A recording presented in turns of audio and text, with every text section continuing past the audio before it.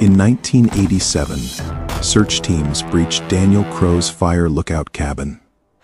He was gone, but the heavy wooden door was perfectly locked from the inside.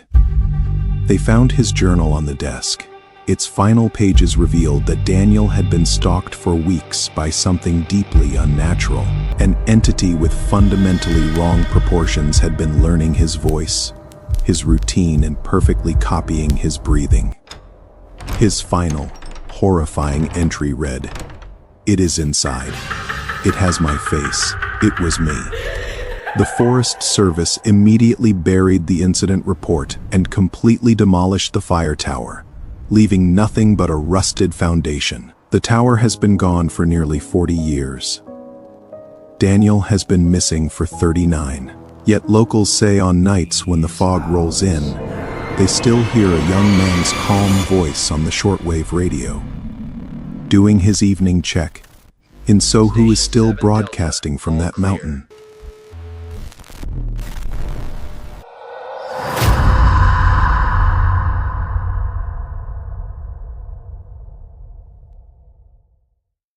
On September 3, 1987, a rescue team finally reached the summit of Bear Skull Point. After days navigating miles of overgrown, unmapped terrain in eastern Oregon, they arrived at Station 7 Delta. The scene inside the tiny lookout cabin defied explanation. A lantern sat burning on the desk, and a backpack was fully packed beside the cot, yet the room was empty. Investigators found the heavy wooden door securely locked from the inside. Daniel Crowe, a 26-year-old forestry worker, had been assigned to the tower for the summer. Stationed at 6,800 feet, he was surrounded by old-growth forest, so dense it blocked GPS signals. The assignment required 90 days of total, uninterrupted solitude. The Forest Service quickly labeled the disappearance an accidental death due to exposure. Within 2 years, they demolished the fire tower and completely removed all mention of Station 7 Delta from public records.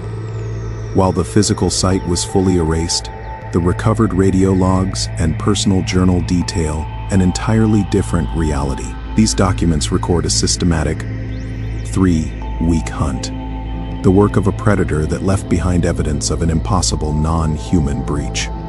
This vintage shortwave receiver was Daniel's only link to civilization. Every evening, he tuned to the Forest Service frequency to signal all clear. On the 11th night, the radio activated on its own. Through a blank frequency, a faint voice spoke, calling his name. The anomalies escalated into psychological warfare. Daniel began hearing recordings of his own previous check-ins being played back to him, but his voice had been artificially slowed down and layered over a language he didn't recognize. On day 29, the station's equipment intercepted a final unauthorized transmission. Immediately after Daniel's check, in a second voice, recorded as if speaking inches from the microphone, whispered, "He is ours now." These logs suggest an intelligent, methodical intruder. The entity was not merely stalking Daniel. It was testing his equipment, manipulating his voice, and systematically breaking down his defenses. Daniel's journal records a parallel physical intrusion. It began on the 9th night, when he discovered heavy, 3-inch-wide scratch marks running up the metal exterior staircase, suggesting something heavy had pulled itself up toward the cabin in the dark. Next came the tracks. Daniel found sets of long, multi-toed footprints that formed 3 perfect concentric circles around the cabin perimeter, ending precisely at his front door. From the observation platform, he began spotting an impossibly tall, thin figure, standing motionless at the edge of the tree line.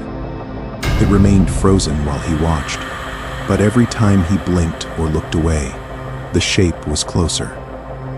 By the final night, the entity had climbed onto the roof. Daniel wrote that the entire cabin shuddered under its weight.